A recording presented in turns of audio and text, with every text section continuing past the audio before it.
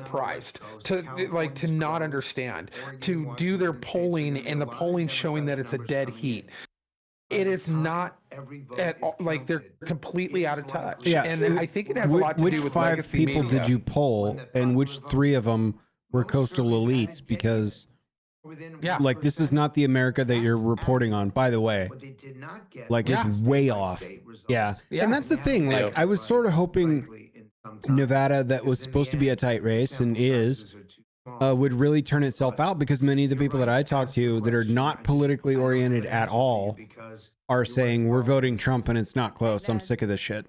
I'm sure that a lot of people, you know, like I could afford rent 4 years ago. You know, it's like, yep, cool. And the ones that are the ones that were actually still voting for Kamala, it was obviously the you know, primarily the abortion vote, but they also were still, there's a contingent of them that still actually believed a lot of the lies. Like today, I'm standing there holding, you know, an American flag on the corner of government and Neater. Yeah. You know, where like Costco is in Coeur d'Alene, and I'm standing on the corner there, and this lady rolls up, and she's got her daughter. She's a bigger lady. She had a rainbow shirt on, and she had her daughter in the passenger seat. She rolled down the window, and she wasn't nasty, but she leaned out of the window, and she goes, "Do you guys have kids?" And me and this guy Mike were like, "Yeah, we got kids."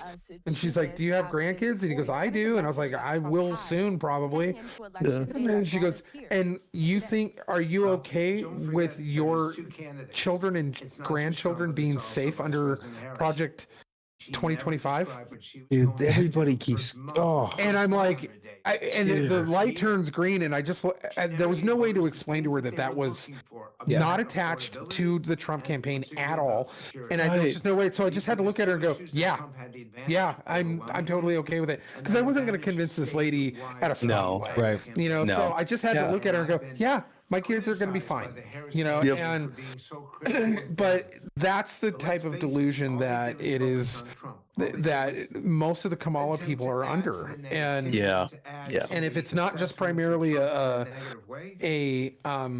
women's health care vote, then it's that. And by the way, on the abortion front, it is a landslide victory in favor of state after state after state permitting abortions.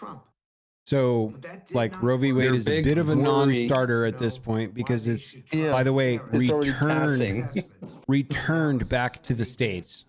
And you know, what's funny too is that Trump actually, we had to convince a ton of people in our church and around the country, big figureheads that run like the White Rose Society, Seth Gruber, and those type of guys were all like, we're not voting for Trump because he's not taking a strong enough stance to make on abortion, saying like, that you talk to his vice president, maybe he'll get you over the line. But they were all like, nope, we're not voting for him. And we had to do a lot of work to get these guys, convince them to vote. And they all did. Eventually they all did. However, that was the thing, is that Trump has not made a significant stance on abortion. He's all, no, it's down to the states, and that's where I wanted it to go. That's it. Like, and where it should be. And so he was very definitively not taking a stance on the abortion rights issue, because it has already been handled in the way that he thought it needed to be handled. Yep. He wasn't going to put a national ban on it.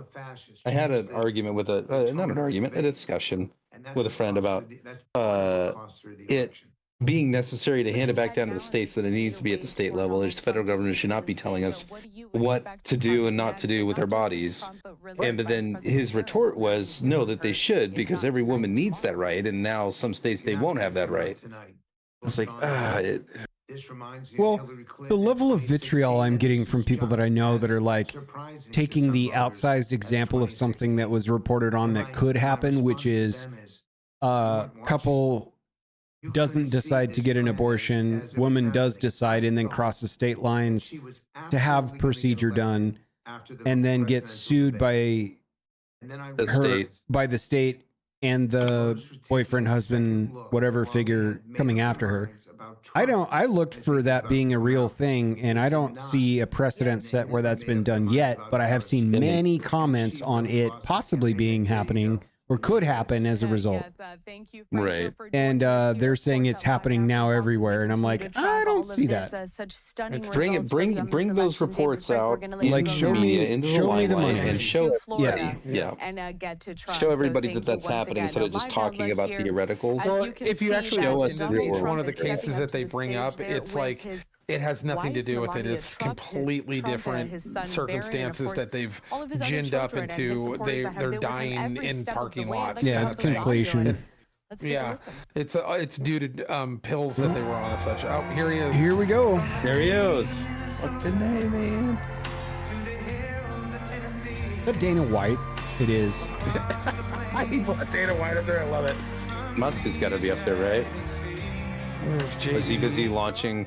So while we're waiting here for him to start swear to God, of course, Barron's a there's lot of people that Nephilim. have to step up there to the stage. Yeah. and 6 there foot you can also something. see his running mate, Yeah, Ohio 6'7" Senator or J.D. something Vance. like that. The Associated Jeez, Press has man. called Pennsylvania in favor of Donald Trump there. So he is at this moment just about 3 points away from hitting that 270 mark and effectively becoming the 47th president of the United States in what really has been a stunning election cycle of this season, starting off with the fact that it was going to be current President Joe Biden facing off against Donald Trump. All of that changed fairly quickly in July when we learned that Vice President Kamala Harris would be stepping up there to fill in that Democratic nomination. And here, kind of culminating to this moment, live there in Florida, House Speaker Mike Johnson as well there. All of the Republicans that have Trump been backing boys the former president up until now. Shook their He is about to hands. speak, I believe. Don Jr. and Eric were in Coeur d'Alene. They're actually in Coming Post out Falls at to the that, racetracks for standard that big song thing that that we have Aaron been was hearing doing at every single media work campaign at and rally for the interviewing like last General several Flynn and weeks. stuff like that. Coming down Cool. to this Dude, that's moment, awesome. the first time I we'll got to be go in the hearing from media him. tent and meet all those The Sons guys. of Fox News I'm like, I'm had just the projected husband that who he would colors be the on 47th people. president, Nice to but meet you. Yeah, let's take a listen. that's cool. Thank you very much. Wow.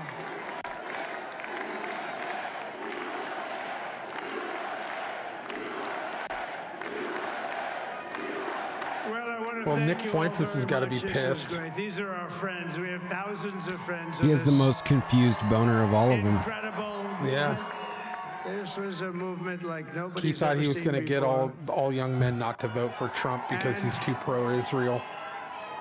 Frankly, this was, I believe, the greatest political movement of all time. There's never been anything like this in this country and maybe beyond. And now it's going to reach a new level of importance because we're going to help our country heal. We're going to help our country heal. We have a country that Those are the words we needs want to help, hear. and it needs help very badly. We're going to fix our borders. We're going to fix everything about our country. And we made history for a reason tonight, and the reason is going to be just that. We overcame obstacles that nobody thought possible, and it is now clear that we've achieved the most incredible political thing. Look what happened. Is this crazy? AP just called the race. Bottoms up, boys. But it's All a right. political victory Cheers. that our country has never seen before, nothing like this. I want to thank the American people for I got a the beer. I need to extraordinary crack honor one of too. being It's bad luck. Yeah, to cheer I with actually water. opened my Gimlet 12 just in 47th case. president, and you're Yeehaw. our Go, 45th. you guys mind if I go grab a beer? Yep. Yep. All right. I'll And be right every back. citizen, I will fight for you, I for got your to pee family, too, so I'm gonna. That's fair. That's and your fair. future. I'm gonna do both at the same every time. single day, I will be fighting for you, and with every breath in my body, I will not rest until we have delivered the strong, safe, and prosperous America that our children deserve and that you deserve. This will truly be the golden age of America. That's what we have to have. Let's go. This is a magnificent victory for the American people that will allow us to make America great again. And in addition to having won the battleground states of North Carolina, I love these places, Georgia, Pennsylvania, and Wisconsin, we are now winning in Michigan, Arizona, Nevada, and Alaska, which would result in us carrying at least 315 electoral votes.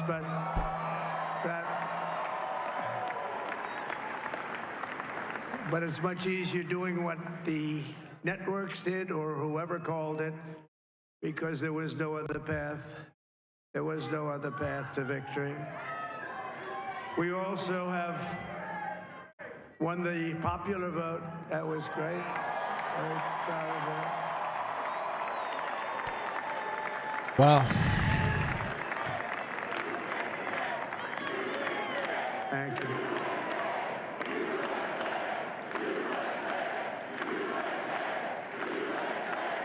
Thank you very much. Thank you. And, winning the popular vote was very nice. Very nice, I will tell you. It's a great feeling of love. We have a great feeling of love in this very large room with unbelievable people standing by my side. These people have been incredible. They've made the journey with me, and we're going to make you very happy. We're going to make you very proud of your vote. I hope that you're going to be looking back someday and say that was one of the truly important moments of my life when I voted for this group of people beyond the president, this group of great people. America has given us an unprecedented and powerful mandate. We have taken back control of the Senate. Wow, that's good. Yep. And the Senate races in Montana, Nevada, Texas, Got a lot of work to do, Ohio, Michigan, Wisconsin, the great Commonwealth of Pennsylvania. We're all won by the MAGA movement. They helped so much. And in those cases, every one of them, we worked with the senators. They were tough races. And I mean, the number of victories in the Senate was absolutely incredible. And we did tele-rallies. We did tele-rallies with each one of them. You know, I think the biggest question is, and it was amazing. what am I going to do about the irresponsible spending on the firearms in the last 72 hours? For that. And we have, you have some great senators and some great new senators. So many. And it also looks like we'll be keeping control of the House of Representatives. You know, he was saying in the latter part of his run here that he was talking about like eliminating the income tax. How do you guys think? How do you feel about that? Do you think it's even possible? It's not possible, but I feel great about it. It's not possible, but it's great on paper. Yeah. It just, I mean, what was it before we had income tax? Everything that we used as a government was paid for by tariffs. Yeah, correct. Tariffs on goods imported. I'm super cool with that. If he does that, that's great. I believe there was a lot of tea in the Boston Harbor at one point, illustrating our distance. Beer, boys. Cheers. Cheers. She's done a great job. Works 47. very hard. Cheers to the Senate as very hard to well. help Let's people. go. So I just want to thank let's her. But I go. want to thank my whole family, my amazing children, and they are amazing children. Now, we all think our children are amazing. Everybody here thinks their children are amazing, but that's a good thing when you think they are. But Don, Eric, Ivanka, Tiffany, Barron. So you think Laura, that Jared, Joe and Joe Biden Kimberly, voted for Michael, Trump thank today? you all. What a help. I don't think Joe knew where he was. No. Do you see that Jill was wearing red as a FU? Yeah. My father. There was that whole thing with Biden trading hats with that Trump supporter guy. Did you see that? No. He put on a MAGA hat at a conference in Pennsylvania. She'd be so proud. She was a great woman, that one. Beautiful inside and out. She was a great woman. I want to be the first to congratulate our great, now I can say, Vice President-elect of the United States, J.D. Vance. That's awesome. Italy was a year younger than me. He and his wife both look like kids that are like not ready for the school photo right when the school photo is taken, when they're and beautiful wife. Look, they're de facto like. And he is a feisty guy, isn't he? You know, I've said, go into the enemy camp, and you know the enemy camp is certain networks, and a lot of people don't like to. Sir, do I have to do that? He just goes, okay. Which one? CNN, MSDNC? He'll say, MSDNC. All right, thank you very much. He actually looks fun. He's like the only guy I've ever seen who really looks forward to it, and then he just goes and absolutely obliterates them. Yeah, he does. It's Yep. wild. Say a couple of He's words. sharp, man. He's sharp. Say a couple of words, man. That's big. Where's Kamala? Where are the kids at Howard right now? Come on, Man, guys. can you imagine right now the Riots in Seattle. Yeah, the Globe is watching this going, they're changing all their plans. Yeah. I thank you for the trust that you placed in me. And I think that we just witnessed the greatest. And whether or not you political believe in comeback kind in of history the, of United States you of know, America. the deep state kind of stuff, which I do. I do. They all basically are like, oh no. And under President Trump's leadership, everything's getting put on hold. Like for everything. You, for your dreams, for the future of your children. And I kind of hope he goes after Fauci. Fauci's been in American history. gone for a while, but I want him to go after Fauci so bad. Yeah, and let's maybe pump the brakes on the Ukraine funding now. Yeah, all of it. Yeah. Let's Thank put a you stop very to that whole much. thing. He's turned out to be a good choice. I took a little heat at the beginning, but he was. I knew the brain was a good one, about as good as it gets. He's a And funny we love dude. the family, and we're going to have a great 4 years, and we're going to turn our country around. Make Yeah, it the way something very Vance special. describes how the president picked him was hilarious in that Rogan podcast. That was hilarious. That little thing called special, we have to make it so. It's like a staffer told me I missed a call, so I had to call him back and be like, "Yes, sir. What can I do for you?" And he's like, "Well, you missed the call, so I'm gonna have to pick somebody else."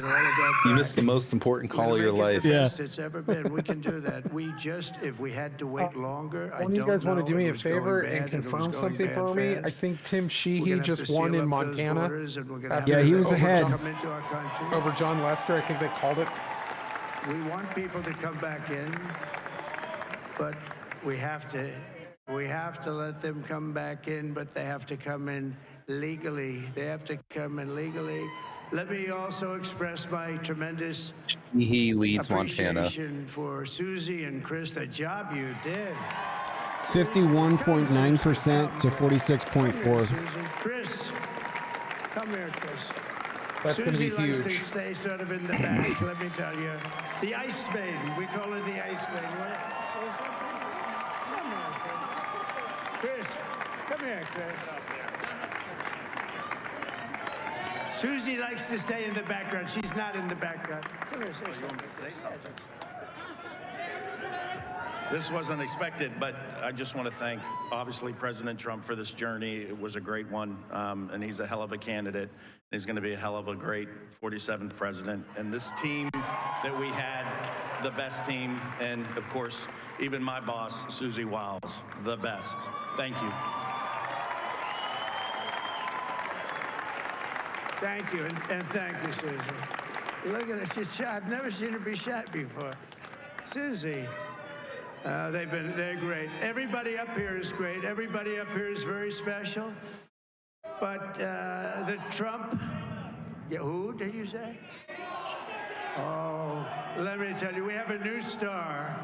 A star is born, Elon. Yeah. Let's wait for that. He is. Man, I hope he unleashes Elon in certain sectors. I hope he unleashes RFK Jr. in certain sections. Yeah. Keep RFK Jr. out of other sections, but keep him in.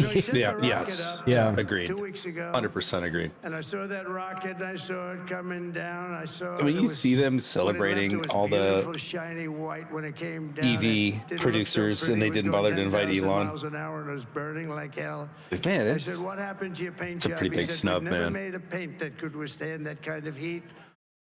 And but I saw it Yeah, come down I think and when you turn have enough around. money and swagger, You know, it's like 22 and stories tall, you by the way. It looks a actually little are smaller than quoted that, as but saying it's big. stuff like, And it came "Yeah, I don't really give a down fuck." and you It's saw like, that fire okay. burning, And you're landing only like Elon you're can do this. landing It must be an skyscraper-sized And I tell the story, I rockets told it last night. I had a backwards. man While on the robot phone. arms within- catch them. I had the screen Within a muted, 5-year no span of sound. I was talking starting. to a very important man. Yeah, It was yeah.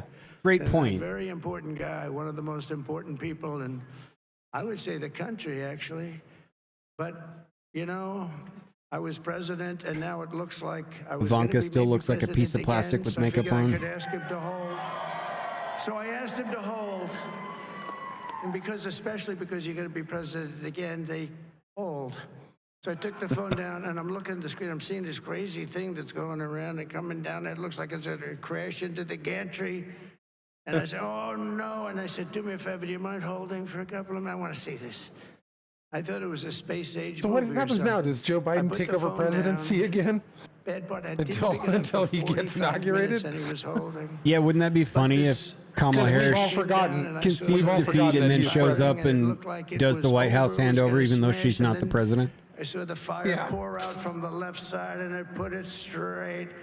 And it She came needs to down find so wherever Gavin gently, Newsom and then it went wrapped and stick those her head in the arms sand around right it, next to his for a and little it held while. it, and just like you hold your baby at night, your little baby. Is it next to that lake in Idaho where Inslee's going?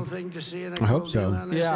Yeah, he's supposedly coming up to Hayden Lake. Isn't what is it? Kate Brown? Is that her name? I said, who else can do Yeah. that? Can Russia She's do it? going up there No. too, Can right? China do it? Is she No. really? Yeah, that's what I heard. Can the United States Oh, do great. it? We'll other get both than of you? them. Or no, we it's can do that. I Cook. said, that's why I love you, That Elon. guy, That's the right. mayor of fucking And you know when Portland. we had the tragic Oh, he's coming up here hurricane too? Yeah, Helene has and is it purchasing property up there. hit North Carolina. They were really These devastated. The assholes water. like This was a don't big realize water, what they're doing. as If big they as we've ever seen move water here, hurricane. It they built don't lakes out realize of that they're not going to be able fields, to go became to Yeah. the grocery store Not gonna be without welcome. running It into was unbelievable. 5 people And that the moved people out from of the North state Carolina came to me, because they said, of would it be him. Yeah. And because at of all those two possible guys. And they're for going you to to go, speak hey, to I Elon lost my Musk. pension We because need of you. Hey, I lost Starlink. my job I because said, of you. what's Starlink? You know, I had It's to a move form of here at my communication, so I cost called because Elon. you drove me And out I'll of the tell you what, state. he had, and it was very dangerous. You People can't died, create no a communication, refugee all the camp wires were and then down. I move called into it. Right. Elon Musk. I Like said, it just doesn't Elon, work that you way. have something Yeah, And that's what it's like he's that doing. Is that that right? Yes, I do. scene What the hell in is it? He The said, Watchmen where "It's a Rorschach looks up at all the communication prisoners system and he's that's like, very good." "I'm not I locked said, in here Elon, with and you. it really You're locked in here with me." Me. Can you get it? He had that there Exactly. It's like, so oh, fast. this is It not was going to work out incredible. well for you, dude. And it was Like, great. Yeah, you- he'll It get saved a he'll lot get of run lives. out He of every saved a lot grocery of store. lives. He won't be able to go to the gas He's a station. He won't be able to character. go He's a special anywhere. guy. He's a They're super genius. going to We be have on to him. protect our Yeah. geniuses. We And they're don't going have to that literally many of them. drive like We have to Trump protect our trains super around geniuses. I his wanna thank some of property the- and you know, not we be have intimidated up at here all. today, the And US Open the champion. sheriff's He's, department here is just going to go, fantastic yeah, golfer, well, slightly longer than what me. It's a ball, they're a on the little bit longer streets. than There's me. nothing you can do. Just a little You bit. know, Bryson and they're DeChambeau is up here they're going to somewhere. push him into Colorado where he belongs. What happened Yeah. to Bryson? Where is he? Bryson. Whatever happened to that Oh, crazy story he was about shot. the team from out of state playing He's hitting finals balls. there in Oh, he's on the Idaho? way. And He's hitting balls. supposedly someone drove by and Bryson. screamed a racial slur at him, and then they never had the Oh, evidence look at or video. That, the basketball Right, it all team. fizzled away. Yeah, the basketball team. Yeah. It all fizzled away, but He they had a they great- used it as a crutch to had a great pass career a city ordinance on hate speech. oh no. Yeah, so now the city of Coeur d'Alene has a hate speech ordinance, which is super vague so that they can apply it wherever they want to and not.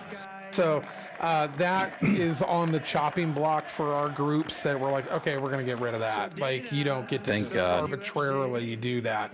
And so Yeah. that's going to be a huge bone of contention when it comes to the next election cycle for city council members. So we're gonna make them pay dearly for that one because they fabricated the whole thing, pinned it on one kid who he's like, I don't think I said it. I think it was on the stereo. It had nothing to do with the trucks. It had nothing to do with the team. It had they had to search weeks and weeks just for a little audio clip that they think was it, but they made it seem like it was this actual big problem. Turns out the whole thing was a lie, and we all knew it.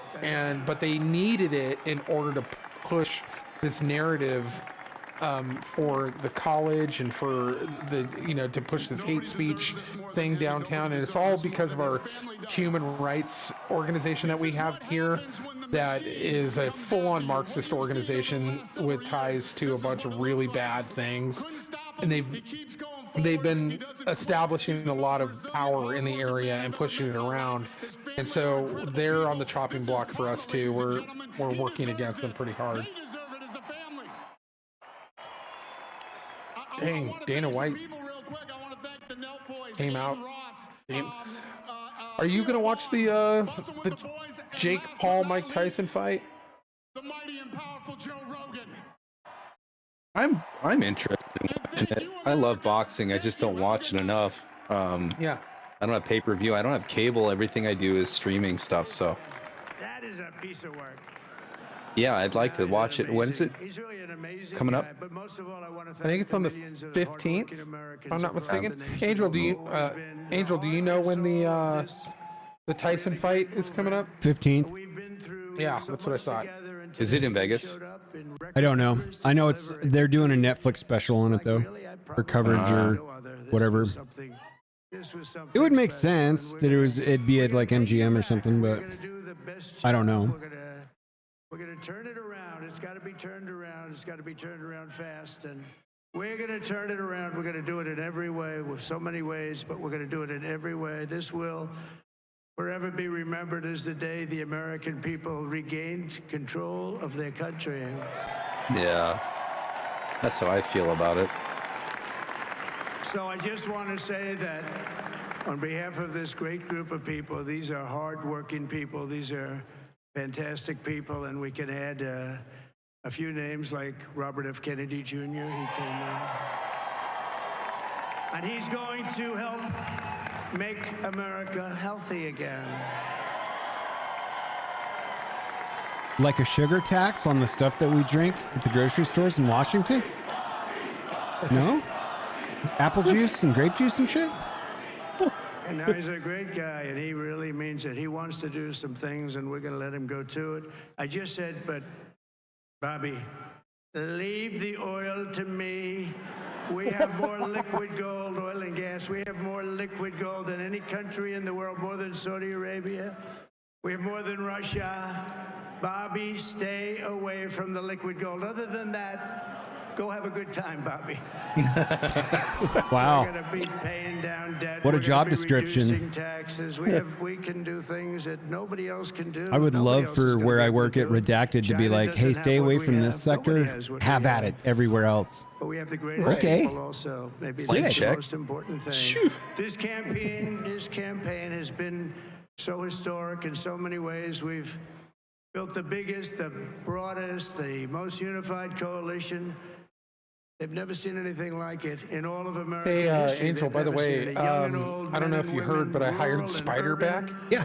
And we had Yeah. them all He says hi. helping us tonight. Tell him I When you said think, hello. I mean, I was Give him a looking big at it, hug I for was me. watching it. They had some great analysis Oddly, of the people that voted for us. Nobody's him ever seen and his anything girlfriend like that. Tracy, They who came I'm from- also hiring, They came from all quarters, union, they non-union, are, African American, on Hispanic board American, with Asian American, that guy. Arab American, Interesting. And, Muslim actually, American. yeah, I know. We I had thought everybody, and it was the beautiful. exact It was opposite.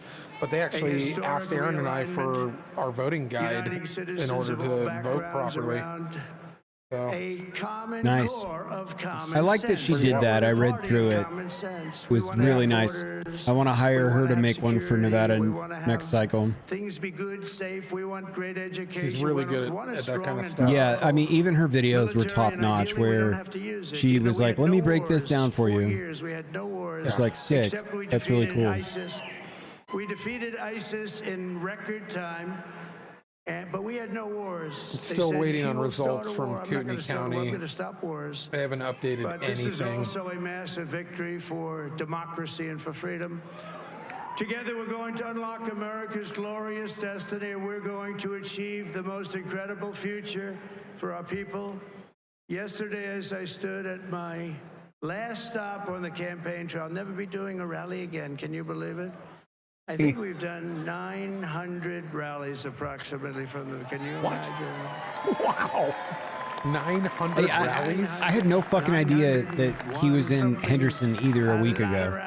Dude, I know. I And it sent was that to sad. you Everybody as was soon as I sad. saw Many it. Yeah, I was like, how do I This is not our know last about this? rally. Yeah. But now we're going on to something that's far more important. He was doing, like, because the rallies sometimes were 3 a used for day. us to Yeah. be put in this position where we can really help our Pretty country. sure they That's said what he we're did going 4 to do. yesterday. We're going to make our country better than it ever has Yeah, been. him and Vance did New Hampshire I or said Vermont that or someplace many deep, people have deep told blue where they me wanted to flip one of that those. God spared my life Because for a some of reason. those, like I was saying earlier, do the each district within the state gets one electoral college vote, and they were trying to turn one of them as well, which I think they were successful in Nebraska. I don't know if they were in Vermont or wherever else, but the task before us will not be easy, but I will bring every ounce of energy, spirit, and fight that I have in my soul to the job that you've entrusted to me. This is a great job. There's no job like this. This is the most important job in the world. Just as I did in my first term, we had a great first term, a great first term. I will govern by a simple motto: promises made, promises kept. We're going to keep our promises. Nothing will stop me from keeping my word to you, the people. We will make America safe, strong, prosperous, powerful, and free again. And I'm asking every citizen all across our land to join me in this noble and righteous endeavor. That's what it is. It's time to put the divisions of the past 4 years behind us. It's time to unite. And we're going to try. We have to try. And it's going to happen. Success will bring us together. I've seen that. I saw that in the first term. When we became more and more successful, people started coming together. Success is going to bring us together, and we are going to start by all putting America first. We have to put our country first for at least a period of time. We have to fix it. Because together we can Mark truly Dice make America posted, it's not over until Rachel Maddow cries. So I want to just tell you what a great honor this is. I want to thank you. I will not let you Cuts down. to Whoopi Goldberg ripping her own dreadlocks out, screaming. I don't know. Richer, can you imagine being the safer, guest on The View tomorrow? Ever been before. God bless you. They're going to have a bad time. Yeah, I wonder how many sick days they're going to get called in The View tomorrow. Yeah, it's like some chef or comedian goes on The View tomorrow. It's like their first guest is Elon Musk. Oh no! How did we mess that up? This never made sense to me. Like, why you played? All right, we just listened there to YMCA Donald Trump speaking to his supporters it's his in thing. West I don't Palm know. Beach, Florida, addressing Not the entrance quite a large music I would crowd there pick for me, but that has been waiting for quite some Isn't that time. the Village He was joined People? on stage by Yeah. so many of his family members, his wife Melania Trump, and also his. Well, I would vice love for them to presidential show pick, his us running mate. Senator one J.D. last Vance. snapshot of the It's been a long count. day here at Live Now from Fox as we have continuously tracked all of these election results up to this moment. Now, just a reminder to all of our viewers that Fox News did project that Donald Trump would be the 47th president. However, we are still waiting to confirm that with the Associated Press. We do rely on them for anything that they call. Trump at this moment has 267 of the 270 electoral votes needed to win the White House. He is leading in Michigan and Wisconsin, where his two clearest paths to victory rely on Harris not winning enough of the outstanding votes in Wayne and Milwaukee counties. The AP is still waiting on the next update from both locations to determine whether Harris has any path to overtake Trump in either state. We're going to use this opportunity to step away for a quick commercial break. We continue with our election coverage. Well, next.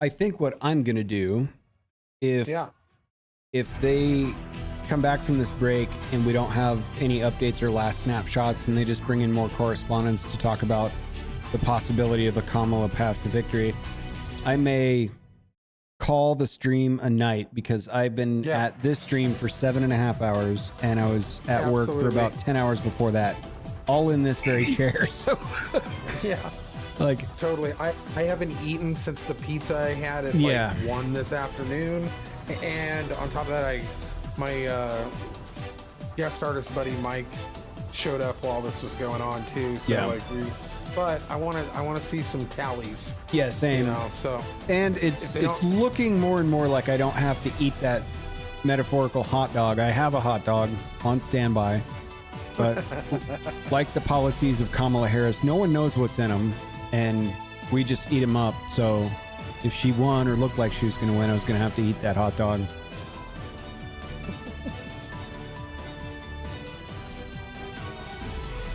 I think I'm gonna hit the sack. I had an early morning this morning, another early morning tomorrow. Yeah, and it's a work night for me too. So I appreciate you coming through, man. It was great to hang out. Yeah, thanks, man. It was good to see you. I'm glad that somebody kept him company while I was away too. Yeah. Absolutely, no, stoked to hang out, man. I'm thrilled your mom made a guest spot appearance. That was awesome. That was pretty rad. I wasn't expecting that. No, I wasn't saw either. The I was corner like, of my eyes, like, oh, come on in here. So Get good. In the picture. This fucking rad. Yep, 47. Let's go. Let's go, boys. Lots of work to do. I still want to move, but lots of work to do. Yeah, you gotta get out of that state, man. I know you're locked in for a while, but yeah, I'm working on it. I'm trying to convince my stepbrother Eric to move up from California. We were just talking tonight, and he's like, "There's a few things a few ducks I gotta get in a row, but then after that, I'm good to go." I'm on the same page. I'm on a 2-year plan, two and a half. So after everything's squared away up here, just start moseying on down that way. Just want to find some property down there. Yeah, for sure. Like right behind him. Just build on some dirt out there. But it was good chatting with you, gentlemen. Yeah, likewise, dude. Take it easy. Yep. You too. Thanks, man. Have a good night. Bye. Fox News is projecting that Trump will be the 47th president. However, still waiting for the Associated Press to confirm that. I do want to bring up this. They already did. Graphic as well, because we are still kind of receiving more of these votes even late into the evening here on the West Coast. Just about to hit midnight over on the East Walt's Coast. We are probably happy he carried his own Wednesday, state. But take a look at this in Minnesota. 10 electoral votes going to Harris there with 52% of the total there. Trump at 46%. That is confirmed by the Associated Press. But let's break down all of these numbers that we know thus far, everything that's happened throughout the last several hours coming up to this moment. So I'm bringing into the conversation now my colleague, Austin Westfall, who's been with us all day. Austin, what are we still tracking at this time? Yeah, it's been a big question as to why some media outlets are calling the race for Trump and others haven't quite gotten there yet. That's because we here at Live Now from Fox, we rely on the Associated Press decision desk in order to make these calls. So let's pull up our map and let's look at what we're working with from the AP. Right now, they've got Trump 3 votes shy of the magic number. All of the indicators are pointing to the fact that Trump will eventually pull this one out. We're looking at Michigan. Right now, 77% of the votes counted, roughly 7 points. Trump is leading by in Michigan. Wisconsin, another battleground state. How are they looking? 91% of the votes have been counted so far. 91% in Wisconsin. Trump looks like he's got a 4-point advantage in Wisconsin. So it's looking like we very well could be looking at Trump performing better than expected in just about every single battleground that we've been talking about so much these past few weeks.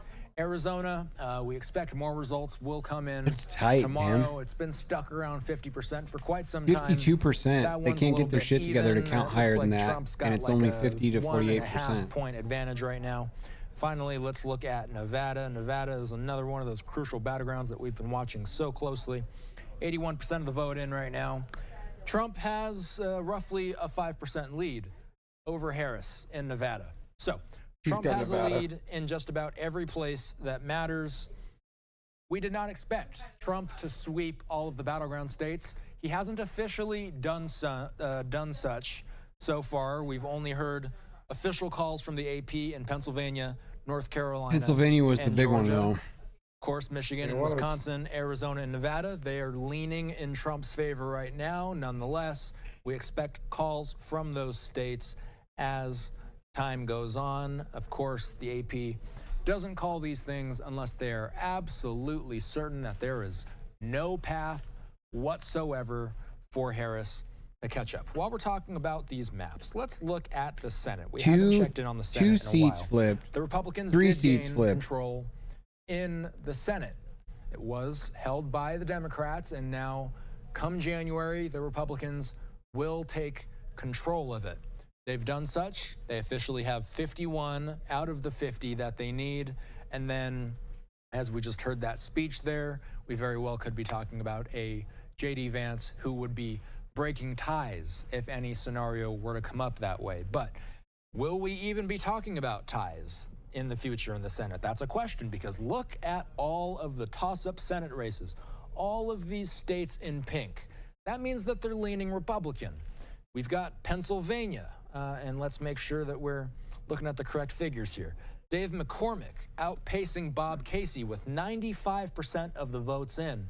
McCormick up by Casey by just over a percentage point. Only 5% of the votes left to tabulate. As far as Michigan, the state between the race between Mike Rogers and Alyssa Slotkin. Right now, Rogers has a commanding lead over Slotkin. We're talking about roughly a 5-point lead, 77% of the votes, just over 3/4 of the votes. Wow, 300,000 people? Wisconsin. Excuse me, in Michigan. Man, now let's move to that's Wisconsin, big. where 91% of the votes have been tallied. There's a potential of them having outpacing Tammy Baldwin right now by just over 2 points. Carell, all of these races were expected 55. to be tight, but it's looking like the Republicans are getting the advantage in just about every battleground possible. Tim Sheehy, except for Arizona. 52% We'll with 39% Tim of the Sheehy votes right counted. now outpacing a 3-term Democratic incumbent in John Tester. John Tester has built a reliable coalition, a Democratic coalition, in a solid red state. He's done that, and he's been elected 3 times. He's been, you could argue, elected in 3 positive cycles for the Democrats. When he initially was voted into Congress, that was a year where there was a referendum on the Bush administration because of the war. That was a positive year for Democrats. Tester being elected that year in 2006. Go ahead to 2012, another positive year for Democrats. That's when Obama was in office. Go ahead to 2018. That was another blue wave year. That was the midterm after Trump got elected. So John Tester in Montana, he has had favorable years that he's been up for re-election every single time. That one's tight too. He's only down by 20,000 votes, and they still very well finally have could bring him 60% of the votes to count could, still. Turn this seat and flip it red. Again, though, only 39% of the votes counted so far, but Sheehy right now with a 6-point advantage over Really John depends Tester. on the counties. Let's move into some of these other western states. Nevada. Sam Brown with the edge over Jackie Rosen. We've got 4/5 of the vote in right now, and this one's tighter. Sam Brown has a 8th. Seen all those signs. Those has a little bit under. I'll tell you, folks, if you haven't been in Nevada, you have not seen right now. campaign signs like you've seen in Nevada. They're the size of houses. They're everywhere, and they're massive. Arizona. This is one that's been we have fascinating. big signs on Ruben occasion Gallego, around here. he's They're mainly the little ones. Member of the House. Yeah. And he has been. Dude, everyone we have is a billboard. Carrie Lake unsuccessfully ran for governor in 2022 of Arizona. She was beat out by Democrat Katie Hobbs. She's faced some scrutiny because of election results. There's been lots of litigation from the Lake camp and a lot of conversation about her not accepting her loss in 2022 to the Democrat Hobbs. Ultimately, 52% of the votes have been cast so far. All of the polls have said that Lake was going to be trailing in this race, and it looks like Gallego, at least for now, with half of the votes being tallied, it does appear that Gallego has an advantage. We'll wait to get more votes in from areas like Maricopa County when the sun comes up. Now, the House map is a very complex one. This is every district in the country. There's been competitive races as far west as Alaska, as far east as Maine. We're still seeing that some of these haven't been called. This one's leaning blue up here. Alaska's at-large district leaning red at the moment, but there's also a number of races in California's Central Valley. There's a few in Southern California. Whoa, San Diego, it's very possible, dark red. Corral, that What's going on down there? for those results to come in. San Balance of Diego power in the and House Orange is County have something we always can't been the really Republican say strongholds quite in yet. Southern 218 California. is the magic number. The Republicans Newport certainly Beach have the advantage right specifically. now, 192 versus 172, but nobody sniffing that 218 number for now. All eyes still on the presidential race. Trump at 267. The reason why we have not been able to call this race yet again is because the AP has not called it. We do know that other outlets have Not called what it, I've but heard. the I've AP heard the hasn't AP called. has Michigan, called it. Wisconsin, Nevada, Arizona, Alaska. If Alaska gets called, I by could the tell AP, this guy wants to go to that bed, officially so wraps this one up from I'm the sure AP's he'd be very perspective. eager That's for the 3 AP to electoral call votes. it. That gives Trump the This dude's 270 been that he online needs. for He could as long as also I get have, Wisconsin, for sure. Probably Michigan. longer. That would wrap this up as well. He can get any of these states and would wrap it up. The only state I'm not expecting to get results from tonight. The only difference is he's would be getting paid to Arizona. do it. So leave it at that for now. Let you know if there's any major changes to the map as the night progresses. All right, so still a lot that we're waiting for here. Election coverage continues. I want to bring us out a live look at the White House there. Because, Babylon Bee comes of out course, swinging. The presidential contest has been Picture really of Kamala Harris, and it says, America unburdens itself from what has been. Ooh, let's go. To continue on this conversation, I'd like to bring onto the program now Christina Bellantani, the Media Center Director at USC School for Communication and Journalism. Christina, thanks for joining us. Well, as they bring in another analyst, I'm probably going to kill the broadcast and sign off on the pod tonight. When it comes to the president. I'll definitely still chat with you for a split second. But I want to thank everybody that came out and hung out tonight. Like, these things are very, very difficult to do when I don't have an agenda. There's no things we want to cover. I don't get to read cool stories from the Gen Z Bible. And tonight was really fun. Seeing Paul come in clutch, having you come in after a really long day with the family on a really important night was huge. And it was a lot of fun. We did almost an 8-hour long pod. I doubt this will make it to Spotify. So if you were here with us on YouTube, you can rewatch it on YouTube. But this was really, really cool. And it was super fun to do it. Like I said from the beginning, what I had invested in this was we're all kind of in the passenger seat watching together. So I appreciate you guys Mystery Science Theater 3000ing this with me a little bit. And I appreciate the fact that you were flexible enough when I found out last minute that there was something that I needed to attend to because we had made plans to do this. And so, and it was unavoidable, but it was something that the minute I could get back and sit in this chair, I did. And it was fun. I had a good time. I'm glad Paul came on. That was a blast. I'm glad that you got him to come in and sub for a little bit so you didn't have to do it by yourself the entire time. But but that was fun. I had a great time and pretty happy with the results and hopefully they continue to stay in that direction and we don't wake up with a weird surprise tomorrow.